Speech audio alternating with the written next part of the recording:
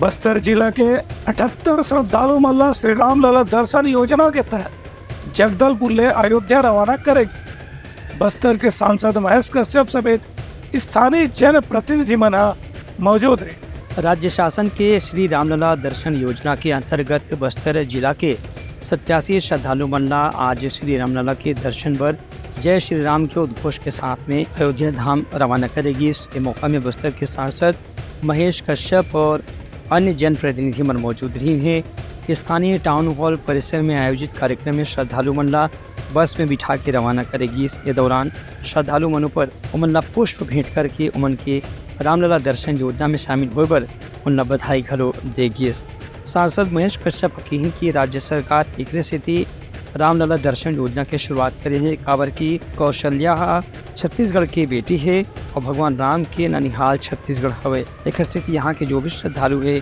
ओकर राम के प्रति विशेष लगाव है।